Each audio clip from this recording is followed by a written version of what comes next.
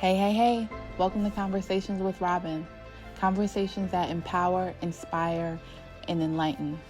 Every week, we have different guests on our show where we understand how did they become the person that they are today. So sit back, relax as we deep dive and enjoy the ride.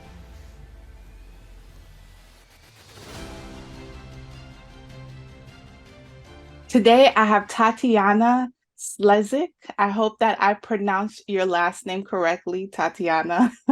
I have you on Conversations with Robbin. I am honored to have you on as a guest, so thank you for being here today. Oh, Tatiana, thank you. oh, yes. Tatiana is the author of the recently published book, How to Get Out of the Fog, where she delves into her personal journey as an immigrant in Australia and explores the empowering realm of feminine energy. Her story is one of resilience, self-discipline, and self-care. Tatiana is also a bioresonance practitioner. Tatiana, what does a well-balanced work and personal life look like for you? Ah, that's a really good question. Okay. Really good question. And maybe I will surprise you here, but I stopped differentiating between work and life. My goal a few years back was to, at some point, work to become my life. Mhm. So I don't need to worry about work and life balance as such. Mhm. So I feel that my work is part of my life at this point. Everything that what I do, I make sure that I'm not saying it's not stressful, but it's aligned with what I enjoy doing, is aligned with my values. Mhm. So I don't worry anymore, as I used to be when I was working corporate, about work and life balance as such. Because then for me, it sounds work is something not so good, Mhm. life is something great. And now I can leave after 8 hours of work. Oh, now I can live my life. But I want to live my life while I'm working as well. Mhm. However, saying that, and I think that's also you ask, maybe that's what the question I could direct to. I put lots of self-care practices in both of those areas. Mhm. And this is my balance. Mhm. So I'm not life, only having fun or just work, work, work. I try to put balance into both. So situations like if I see my client, I try to concentrate on my breathing or have a break in between clients so I could meditate a bit or go for a short walk, things like that. Mhm. So that's how I balance that. Does it make sense? Yes, yes. So it sounds like you do not separate the two. You make sure that you are in alignment with what your purpose is as well. Did I take that correctly from that? Okay. Yes, yes. So I do not separate Mm-hmm. and often mix, because sometimes in my, let's say, personal life, I may discuss some things with the family that are about my work life. Yeah. So it's very fluid. It's not cut. I'm closing the door and now I am living my life. So it's very fluid. But Yes. absolutely, it's the mixture. But yes, that's exactly what you said, Robin. I love that. I love that you do that. Have you always been that fluid in your life, just in general? Have you always had that I don't want to say idea, but have that perspective to your life? Because that's interesting. I feel like not majority of the people that we come in contact with They don't think like that. They separate it. And I think that's beautiful that you do that. Absolutely not. That was my dream Mm-hmm. to have. And I cannot say I have it, that it's perfect, but that I am at this point. I was working really hard to have it Mm-hmm. because, yes, I was going to work, making money, coming home, and now I can live my life. Yes. And I remember as a kid, even my father was always telling me, if you love your job, you never work even one day. So that's I had in the back of my mind that at some point I would like to reach this point, but took me years. Mm-hmm. Took me years to first to get the job that feels right for me, because I was working different jobs. And one of my first jobs here in Australia was corporate, and I really hated it. And I was so happy I got pregnant, so I had a reason to leave. But then I knew I had this time where my daughter was born to think what I really want, because I decided to be with her Mm-hmm. and take care of her, and what I really want, so I don't need to work anymore. Yes. Yes, I'll be working and making money, but not work in the sense doing something with dislike. And this is often, I think, maybe I'm wrong here, but in a society, we think work is something we have to do for money. We not necessarily like it. Very often we actually dislike it. And then, but the problem is that you spend at work majority of your life, Right. right? Right. Yeah. So it's not like you go for 2 hours, then maybe I would survive. But then you go for 8 hours plus traveling. So let's say at least 10 hours. Mm-hmm. I was coming home at 6, exhausted. So I have what, like 3 hours of exhausted Tatiana to live my life. That sucks. Yes. Yes. And I feel like majority of people live their life like that, which is sad, which is sad. For those, how did you come into thinking that way? Was it when you was pregnant, like you said, and you were able to actually sit and process and think about what you wanted? Is that how you began that journey? Earlier, when I realized, because I have also an older daughter, when I realized I'm very impatient mother, that all my stress and unload on household. And then Saturday, I'm exhausted. And Sunday, maybe I will give a bit of me to them, because then I felt a bit better. And I thought that's something wrong with this picture. So long before, I knew that at some point, I either start really enjoy my job, because that could happen as well. You may change your approach. So I think people may change, depends on what type of job they're doing, or totally switch and swap my life around. And that at this point, I had no idea how to do it, because we were fresh migrants in Australia. We really needed money, and I really had to do what I had to do, but I had it in the back of my mind. And I felt terrible that at work, people saw this wonderful, smiling, caring Tatiana. At home, I was just sometimes. Yeah. And that was breaking my heart, really, you know?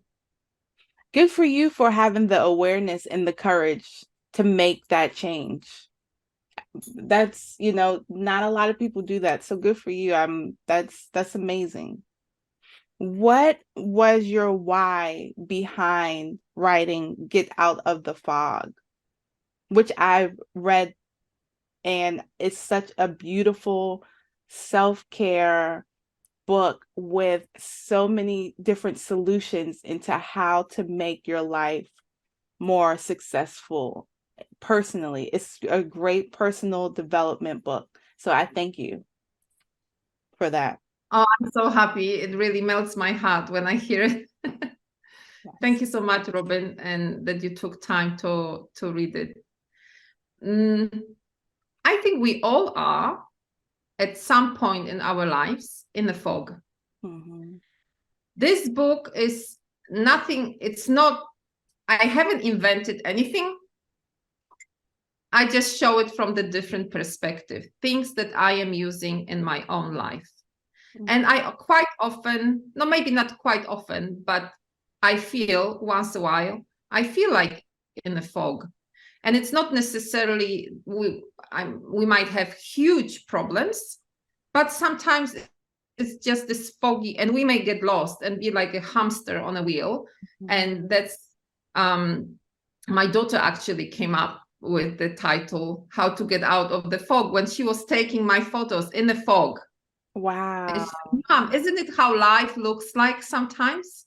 Like we are in this fog. Yes. So we can either do something, get out, or wait even for the fog to come down. And that's how I find myself, and people I talk to, they find themselves sometimes a bit lost, even though we may work on ourselves a lot, on self-development, and do meditations and do different things. And all of a sudden we are lost. So that's for those people. But there are also people who never even realize that they might be in the fog. Right. So this is for those people as well, to do their first step. So my idea behind this book is to use it as a reminder for people who already work on themselves, Mm-hmm. and also make it very accessible and easy for people who would like to start their journey. And like myself, years ago, feel like there is something wrong with this picture, Mm-hmm. but I just don't know how to start. And we always need to start from within, I believe. Do you Yes, think so? definitely. It doesn't come from outside sources. I think that you have to first be aware that you need to make a change. And I feel like you said, either you're gonna make the change or you're gonna stay in the same day to day on the hamster wheel without making that change. But it also takes, would you say, a lot of courage to make the change and to start somewhere? It takes a lot of courage, but I did it. I actually look at that from different perspective. Fear was something that gave me kick in my bum. I Mm, look at my life and ask my question, how my life is going to look like in 20 years if I continue. And that scared the out of me. mhm, I'll be miserable. mhm. Most likely I'll get divorced because, I'm just so annoying. I would then divorce myself if I could. But it's true, right? It's true. I'll be fat Mhm, because when I was stressed, had more chocolate than I should. mhm, So that was quite scary picture. mhm, So courage for me often may come from fear, mhm, because then I felt I have nothing to lose. mm. But I did it with baby steps. Yes. So I decided not to really turn my life upside down. One day say, okay, I'm going to do and have my business, and that's it. It was lots of preparation Mhm, involved. And also I didn't quit my job completely, for instance, to do that, because I didn't want to put myself in even more stressful situation. So mm. it doesn't mean that you get courage, then you just need to throw everything away. You can just do it with baby steps. Whatever change you do it with, I feel, with self-love, Mhm. gentleness, and look at this. This is my self-care. And I'm not going to also beat myself up if things don't necessarily work the way I want them to work. That's my approach, because I think apart from being often in miserable situations, people tend to beat themselves up for not then making changes as fast as they would like to, not losing weight as fast as they would like to, and then we have another reason to hate ourselves. Does it make sense? Right. Right. I like that you said baby steps. When you were making the change and you were taking baby steps, was there ever a time that you felt like you took 5 steps forward and maybe 7 steps back? Or even 15 steps back, you know? Yeah. Yes. Absolutely. Absolutely. But you still learn while you do those 2 steps forward. Right. And you can think about what you've done. And even if you go back, because that's how we wired. Mm-hmm. Our brain, if you start making changes physically, our brain is freaking out. Right. Because we have our habits, and brain is thinking, she needs my help. Mm-hmm. I need to help her to go back to where she was, Mm-hmm. you know, to protect us, not to and then the brain and our body, everything needs to learn that we are going into other direction. So absolutely 15 steps back many times.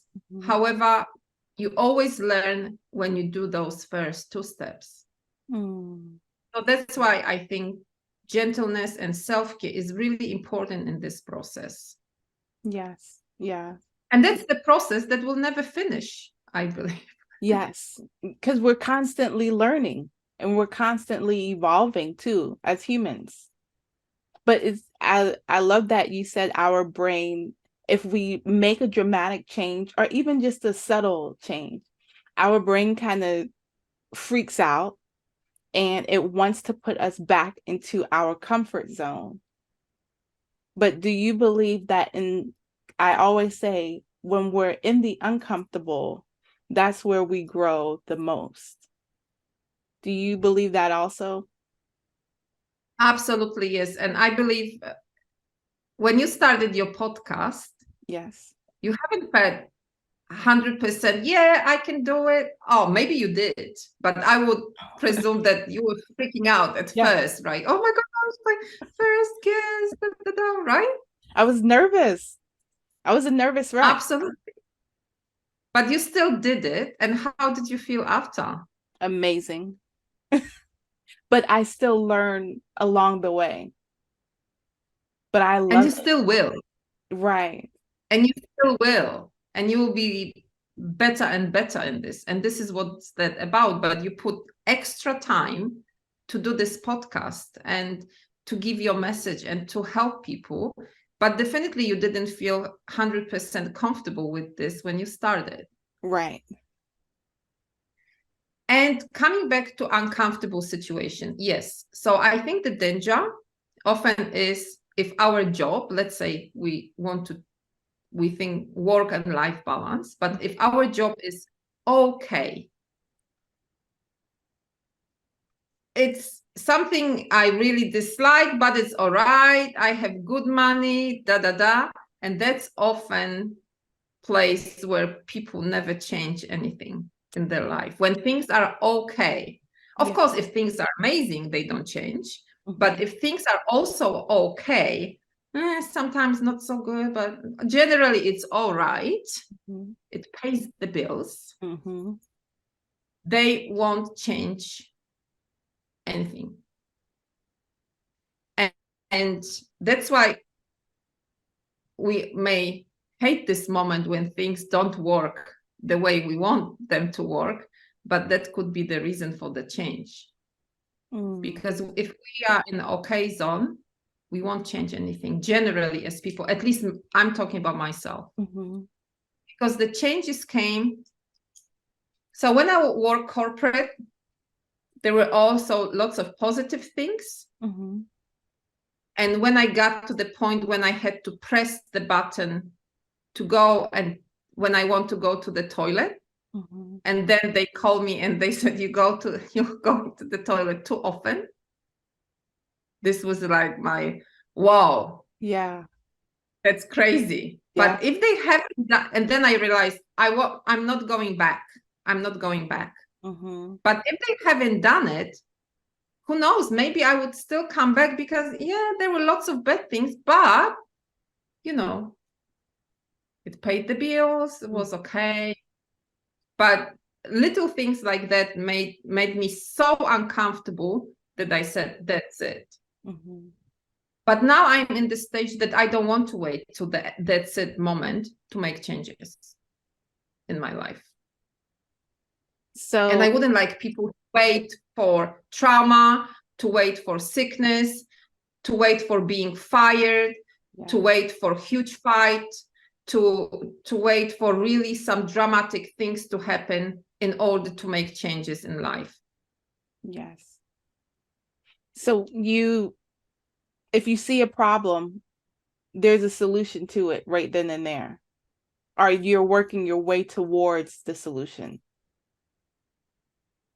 I'm often working my way towards the solution. Yes. Yeah. Yeah. All the time. Mm-hmm. Yeah. Yeah. And now I'm having fun with that, you know?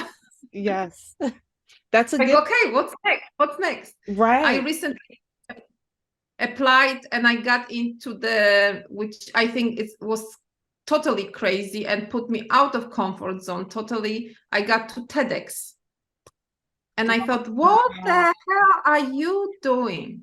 This has just happened that I got in. Just Congratulations. thank you so much. But That's on the amazing. other hand, I think you don't need to do it. Nobody is forcing you or anything to put yourself in such a stressful situation. But on the other hand, why not? Why not to check the boundaries, where the boundaries are, and grow from it? Yes. Oh, that's amazing, Tatiana. So you will be speaking on TEDx. Well, on Sunday, actually, there's a final where there are 60 finalists and they are going to choose 12 people. So I still don't know. I wish you the best of luck. Thank you so much. Yeah. Wow. Wow. Well, in your book, you talk about being from Poland and moving you and your family to Australia. How different was your life when you moved to Australia from Poland and adjusting to the culture? Talk about being uncomfortable too and putting yourself into those situations. It wasn't a pleasant experience. Mm. Believe me, if I were in England, close to Poland, I Mhm. would be out of here really quickly. Because when we applied to come to Australia, it says, oh, we need people, there are so many jobs and everything, and nothing like this happened. It took us really long time Mhm. to find a job. We totally ran out of money. Plus we had Mm. a 3-year-old with us. Then Australian accent, it's Something you had to get used to, I can imagine. oh goodness me. And I thought my English was amazing when I arrived. I could easily understand Americans, but no problems. Okay. But when I got to Australia, I was like, oh, what these people are talking. Yeah. So it was very hard to adjust. Mhm. In Poland, first of all, we had our family. Mhm. So we were here totally alone. Yeah. We Wow. had jobs, quite good jobs out there, network and support. Mhm. And coming from Poland, where at that time, now it's changed, but at that time, especially my husband approach, we were never told how to, let's say, sell ourselves on interviews. because we were taught you need to be modest, you need to be humble, you cannot talk what you're good at. And I think Americans are also good in it. They can talk about what they're good at. But my husband and I, we were more in a situation like, oh no, why would I say that? And it was really hard to get the first job. And then in order to get the job, you needed local experience, but because we didn't have local experience, so I had to change my approach to life completely. I was even cleaning houses back then. However, I told myself, you never know whose house you're going to clean. So true. Yeah. So I was open because I thought you just never know who you're going to meet in this type of situations. Yeah. So it was very much different culturally, speaking wise, finding a job, meeting new people, and literally, yes, we ran out of money. I remember we had to pay rent and there were $2 missing, and I just found $2 in my pocket and I paid and I had zero. Wow. So yeah, it was tough, but that also taught me what I can go through, you know, and how strong we really are. However, I wouldn't like to be in this situation again, ever. Right. Ever. Yeah. I feel like in our darkest moments, we, like you said, we learn how strong we are, and we learn a lot about ourselves in those dark moments. So I can't even imagine what all you've experienced and learned through those moments, and having a 3-year-old at that. So yes, absolutely. I think we learn a lot. yeah. But if you would tell me go back and do it again, I would refuse. Yes. You're like, I've done it once. That was enough. That's it. What was the moment that led you to taking accountability for your life? In your book, Get Out the Fog, you talk about accountability and self-care a lot. So what was that moment that that led you to taking accountability of your own life? Giving birth to the child. It's not only now about you, it's also about other person. So that's where I felt I really need to take accountability for my actions, for what I want to do, for who I want to become. It's no joke anymore, because there's this little person who's going to look at me and see it as an example.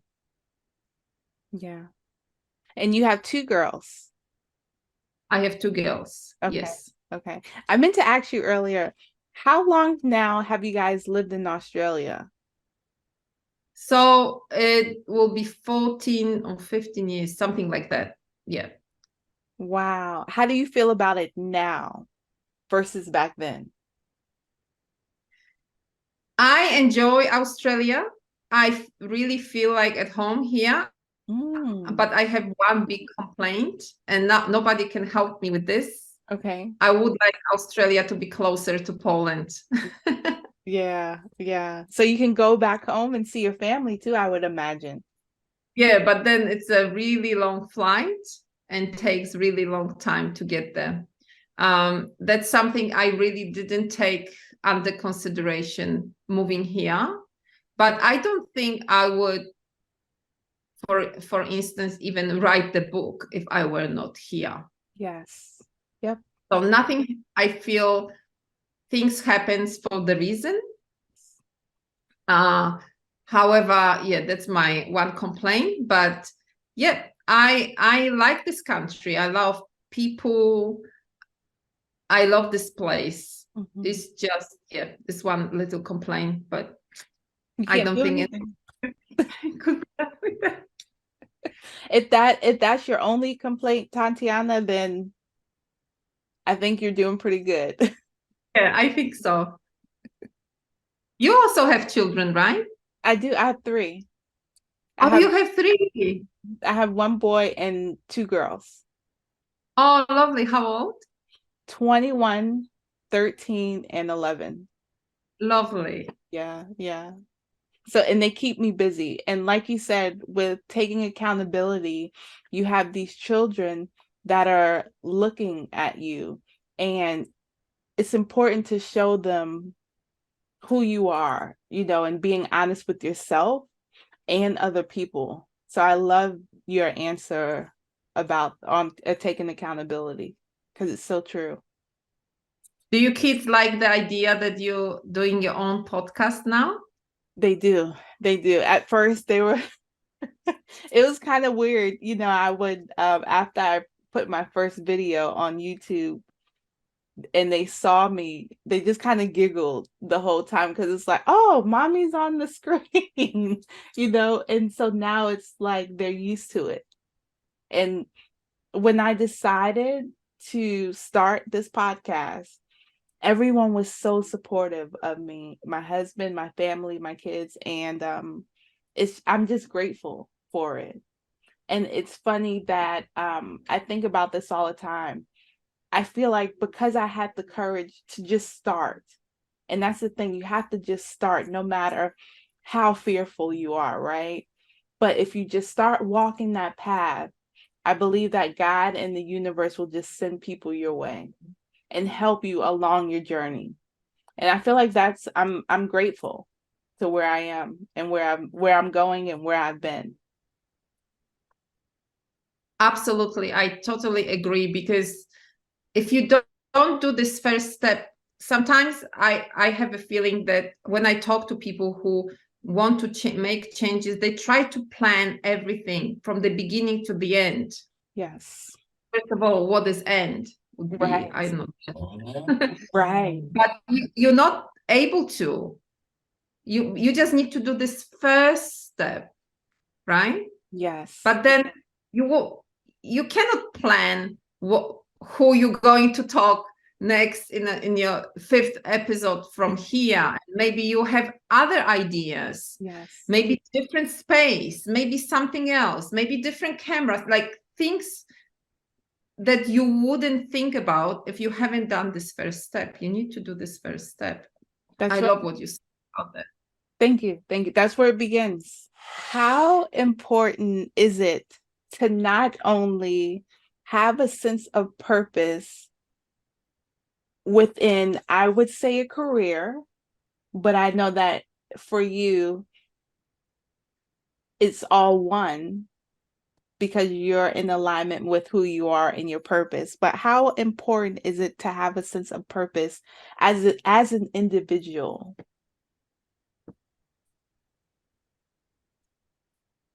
I cannot speak for other people, and I think everybody is different. Mm-hmm. But for myself, sense of purpose, it's such a huge part of my life. And I couldn't understand why until I got into human design chart. Mm-hmm. I'm not a human design expert whatsoever, but someone told me about that. And this is where I understood my chart. And they were talking about purpose here as well. So for myself, purpose is extremely important. I feel like on the mission, and I feel like I'm being pushed by something Mm-hmm. into really weird, not weird, different directions, like even contacting you, Yeah. right? That's Yes. like, wow, why do I feel like I really need to connect with this woman? But sense of purpose, yes, it's very important for me. Yes. Yeah. I love that you said you're feeling like you're being pushed or led in direction, because that is important. I feel like when we are led to us into a certain direction, there's a reason why. And I believe that we're supposed to be doing that, what we're supposed to be doing by being pushed that way into that direction. And some people will either follow that nudge, that sign, or they won't, or they'll just ignore it. But I do believe if we're supposed to be doing it, you will continue to get multiple signs. If you're paying attention, you will follow it. So I love that. Paying attention, right? Yes. I like what you said. Paying attention, because we often get those signs. Yes. But if you are in a stress mode or like on this hamster wheel, Mm-hmm. you won't notice it, right? Right. Would you say so? Yeah. Yes. Yes. Even those little signs or opportunities Every to day. change your life, you just won't see. Yes. Do you believe in synchronicity? Oh, I absolutely do believe. Yeah. Yes. Yes. And I love when it happens. It's always, I know inside, I literally am like, you can't make this up. I'm always saying that because it's always synchronicity that is happening all around us, Tatiana. But if we're not paying attention to it, we will not see it.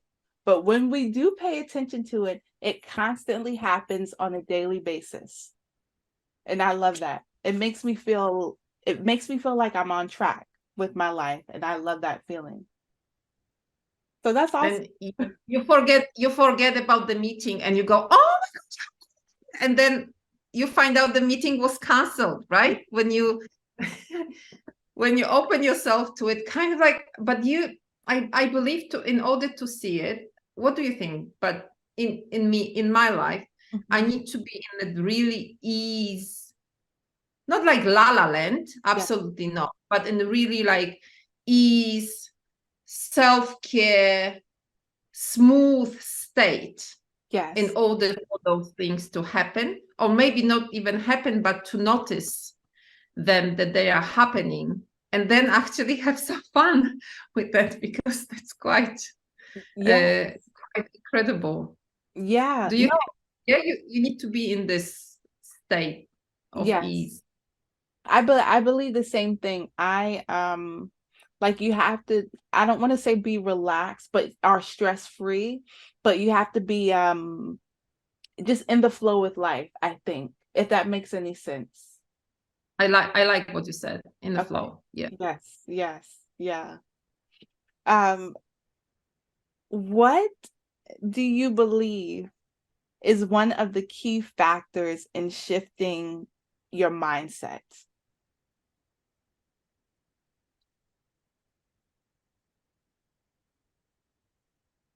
For me, the biggest one when I started my journey, it was to realize that there is something bigger than me, and really trust into, and that was a big one for me. I was really, I didn't want to do it.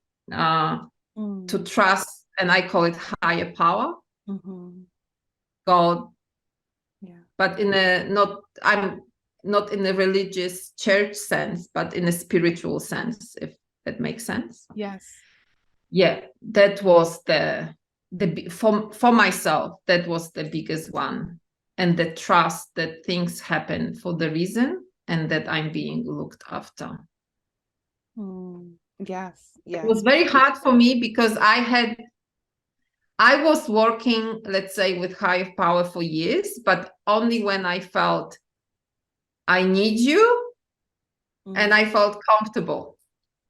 Yeah. But other things, it's just me. I need to control everything. Yes. But let go of the control was the biggest one for me, because I felt deep inside, I realized that if I let go of control, everything will fall apart. But it didn't. So that was the first one. But if someone haven't done anything as yet, and hears that, probably they will be like, whoa, I would never do that. And I mentioned baby steps before. Yes. I would start with little things like mindful breath for a few seconds a day. Then maybe start mindful walking. Then maybe start meditation. Little things like that. You don't need to go straight away. Depends. Every path is different, but yeah, that was the biggest one for me. Learning to let go. That's a big one. I think that's huge. Because we all want to have control. And even when we do want to have control, it's like we really don't have control. You don't. That's a thing. You think you do, you don't. Right. Right. You talk about practicing gratitude in your book a lot too, and I love that. How does practicing gratitude help you stay present? Practicing gratitude is a really big one for me. It helps me stay in the present, you mean? Mm-hmm. When we feel, because maybe I would like to talk about what does it mean to be present, because some people are like, I heard the joke that I'm so present that if kids ask me what's for dinner, I say, oh no, I'm present now, we'll talk about when it happens. When it happens, but you can be present when you're planning and doing things, and planning, right? We need to plan. I think it would be wild a bit. But gratitude helps you to stay present because you appreciate your current life and you attract even more positive things to your life. Yeah. That's how I would look at it. Yes. Gratitude is an amazing, really powerful tool. Do you think? Very much so. I write in my gratitude journal every night before I go to bed. And it just makes, and it could be the littlest things, which I enjoy coffee, decaf coffee now that I don't drink caffeine, but just taking a sip of it and it being the first thing I take a sip of in the morning, it does something to me, and I'm so grateful for that. So even just writing down, I've enjoyed a cup of coffee this morning, or I just enjoyed looking at the sky or the moon. And it just makes me feel alive. And I love that. I love it. And you know what I heard recently? Someone said, write down in the evening what you're grateful for, but then read it in the morning again. You wrote in the evening. And I thought, oh, that's quite interesting. That's a good one. As well. Yeah. Yeah, I like that. I might have to do that. So thank you for sharing that, Tatiana. In your book, you talk about your struggles with food addiction. What was the moment for you when you said, I can't do this anymore, enough is enough, and you started to change your diet? Because I am a big sugar person, and you said that you had to stop sugar, and that was one of the biggest things for you. So what was that moment that you said, nope, I'm not doing this anymore? So I wouldn't be able to stop and change my diet without the support of other people. So I joined Food Addicts Anonymous, and I believe it's in States as well. That's, I would say, place that really saved my life. But the moment where I realized, and that was very tricky for me because we were eating pretty much organic, healthy foods. So you would think people with food addiction, they stuff themselves with chocolate cake, not necessarily with healthy chocolate. So So I knew that I have a problem, but I was in okay. Like sometimes felt terrible, but then next day I felt less terrible. So I didn't feel like I need to make changes, like what we were talking before, right? If you are in the okay zone. But the moment, I remember this day really, really well. It was evening, after big dinner. We had big dinner. And at that time, I loved rice cakes. Wow. So I had a packet of rice cakes and I started just having one and then another one. And I realized that I really like the crunch. Okay. It tastes like paper, but and then I felt like I'm so full. So full. So I was literally sitting in my bed and I said, I don't want any more rice crackers because I'm so full. I felt even like this a bit disgusting feeling full. And my brain went, okay, but you need to go to the toilet. So I went to the toilet and I have no idea how I end up in the kitchen again with another rice cracker and another rice cracker. So what happened, I finally found myself in the position, and it may sound really surreal, where tears were rolling down my face. I didn't want to eat anymore, and my hand was moving. And I was like, what is that? This is crazy. That was my and this is where I realized, girl, you really have a problem. You really do have a problem. But I knew that I won't be able to just say to myself, because I said hundreds or if not thousands of times, I'm going to change my diet, I'm going to do this, I'm going to that, I'm going to exercise, blah, blah, blah, never worked. I had to ask for help.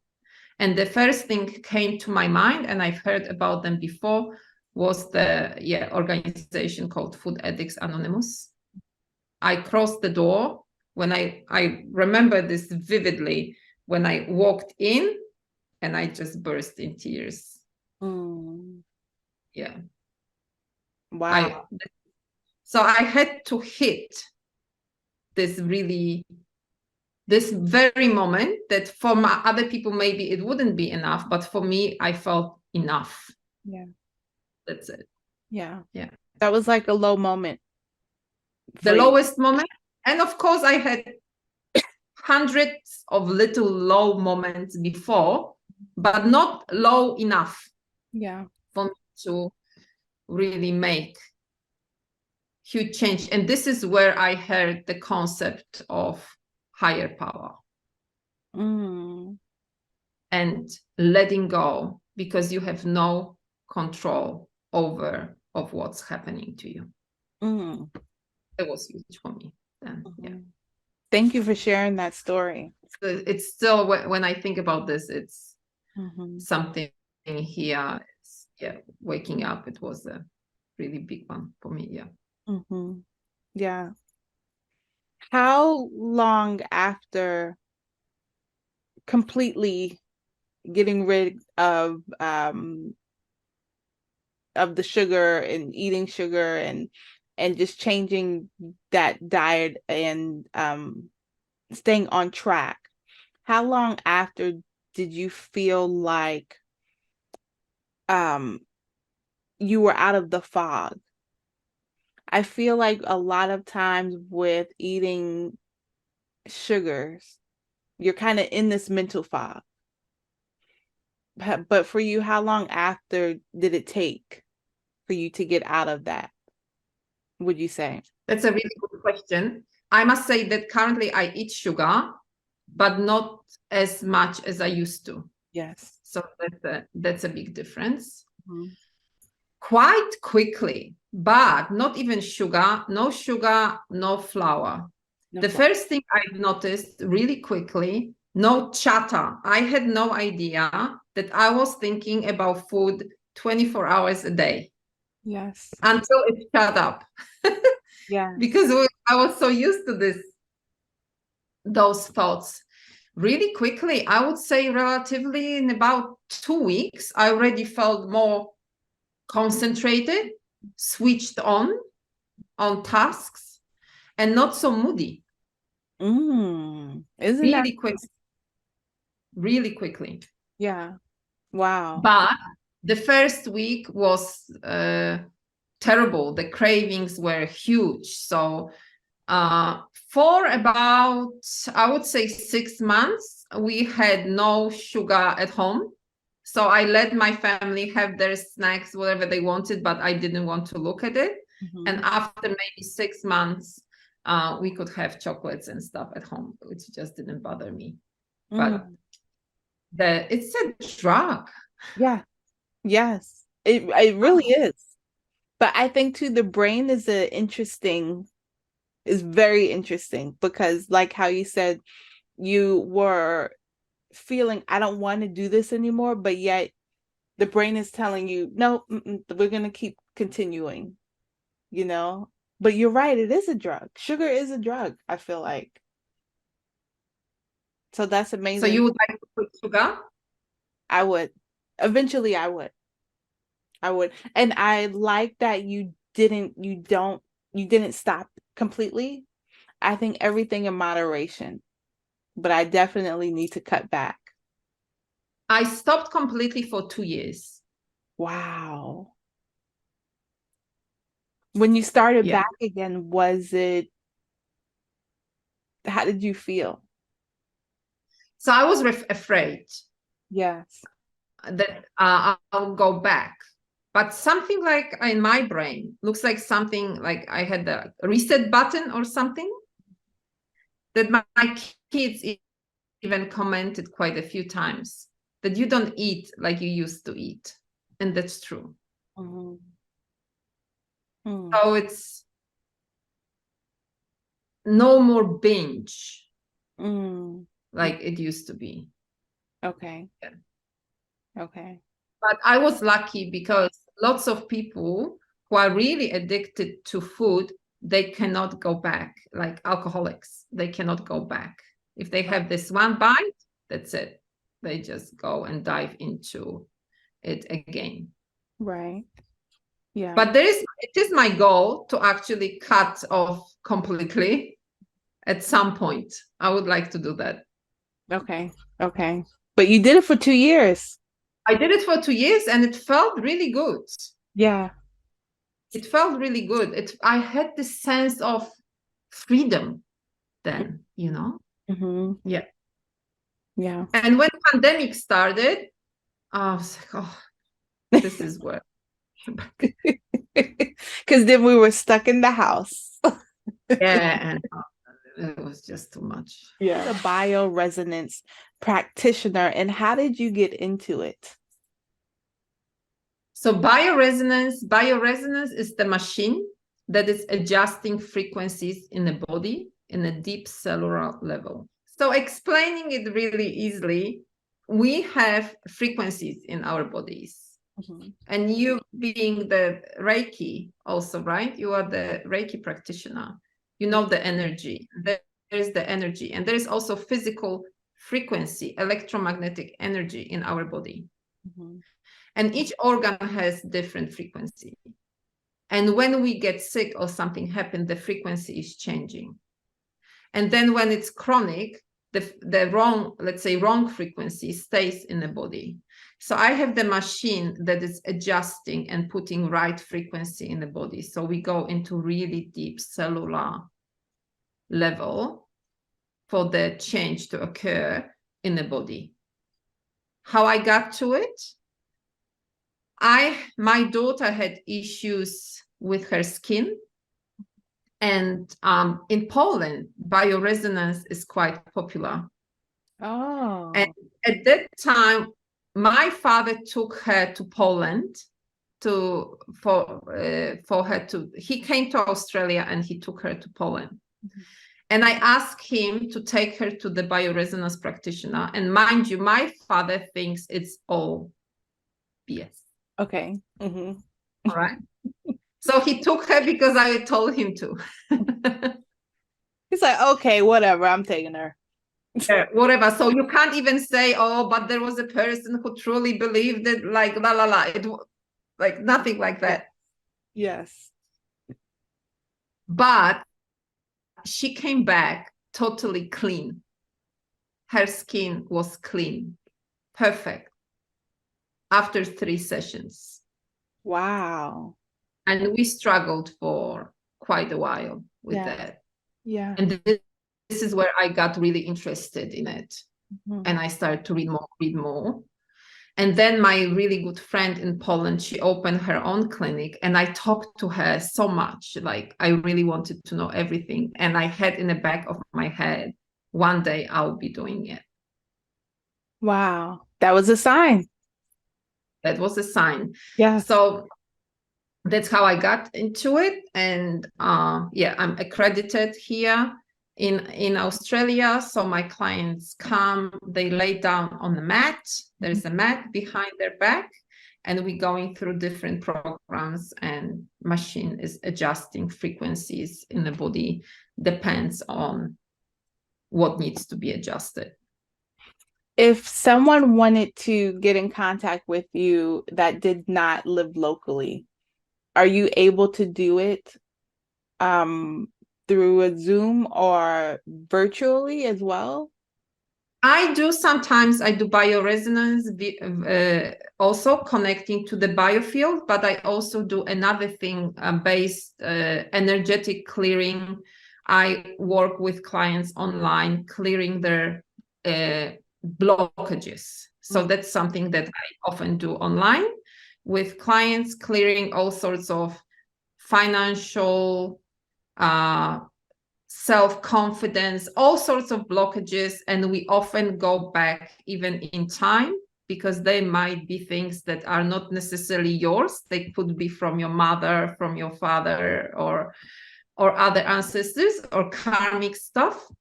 And we clear emotions that could be stuck in a different part of the body. And we do it one-on-one together.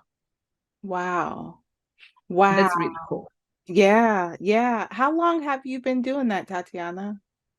This is so bioresonance I've been doing for will be over 2 years now. Yeah. But the other thing is relatively new. It's been a few months Wow. Do that you I added now to my practice, because I felt like I can really, for bioresonance, mostly I work with local people, but what can I do to expand a bit more? So this is where yeah. I work with everybody. So that makes me really happy. Yeah. No, that's beautiful. That's beautiful. When you are doing the energy blockage clearing, do your clients do they see a result like after so many sessions? Is that how it works? Yeah, so I would like them to see the results after a few sessions. Yeah. Yeah. Hence how deep the blockage is. Yes. Yeah. Okay. Okay. But that's removing blockages. It was extremely important for myself. I did it for myself with another practitioner when I started my own business. I felt like I cannot move on, that something is blocking me. So that was one of the things I did. I did also other stuff, but that was one of the things I did. So I think this is quite, I loved it. First, I tested it on myself to see how I feel after sessions like that. Because we may not realize, like you want to run your podcast and something is all the time not working the way you want, and you just don't know why it's happening. But it may be that it has nothing to do with you. Old things may block your flow, your energy flow, that you attract not necessarily right things Yes. to you. I love that you said energy flow too, because that's so true. That's so true. Yeah, so health-wise, we need unblock our body for our health, I believe, because then life is stress often, right? Yes. And then when we have pathways that are blocked, that this stress will stay in the heart or in the tummy or in different places, and all of a sudden we develop this pain. So Right. this is on the physical level, but the same thing on the also mental level. Right. And it can cause sickness too within our and disease. And then eventually we don't know why we're sick. We think, oh, but everything's right in my life. Nothing was happening, and all of a sudden, boom. Right. Exactly. Quite often, I believe it's because pathways are not cleared and the stress stays. Yes. As we come to a close, I really enjoyed this conversation with you. I have enjoyed having you on conversations with Robbin. I want to ask you a few questions, some of my final questions that I ask all my guests. What or who is God to you? Everything. I don't know how I would live my life without God, to be honest with you. My guide, my comfort, everything, my life. Yeah. I love that answer. What is your spiritual practice? Definitely meditation is my spiritual practice, the first thing in the morning. And I call it also meeting with the boss. And meeting with the boss is like meeting with God. But if I say boss, it means I can't skip it. Very often mindful walking as well. So I would say that, and trying to be present as much as possible. Living my life with a self-care approach. But when it comes to regular practices, I would say meditation is my number one to go to. Yes, that's mine as well. And first thing in the morning. Yeah. How do you define purpose? Purpose is when I feel this push to do stuff. And I may not really understand where is it coming from, but I believe that's my purpose. When I feel this push to do things, like even to write this book, I felt really strong push. I really wanted to go to sleep, but I couldn't. How I would define it, this feeling that something is pushing me to do something. Who inspires you? Who or what inspires you, I should say? People overall inspire me. My mom inspires me a lot. And my sister, who a few years back was extremely sick and really wanted to die and was laying down in hospital, and one day decided, to make the story short, to change her mind, and she's totally swapped her life around just because of making this decision. So she's my huge inspiration. If the person who was basically stuck on a hospital bed and was told by the doctors she won't survive, if she could do it and make it, what's my problem? Wow. Yeah. Oh, that's beautiful. Yeah. What has life taught you so far? Life taught me so far that eventually everything is fine. Even when I think that it's not, that eventually everything is fine and that we are being looked after. Really. Beautiful. Tatiana, where can everyone find you? Oh, thank you for this question. I have my website, Tatiana, slezak.com, tatiana.slezak.com. And my Instagram, I am Tatiana Slezak. This is the best way to find me, I think. And the book is available on Amazon, so people can find it there as well. Yes. And do you have anything coming up, any offers or anything that you would like to offer people? Yeah, I would like to offer the clearing blockages thing that could be done online. Yeah. And I really do think it's worth trying. Yes. And also on my website, there is a free gift, free meditation people can download to listen to just before they go to bed, because I believe the last thing we go to sleep with is the first thing we think of.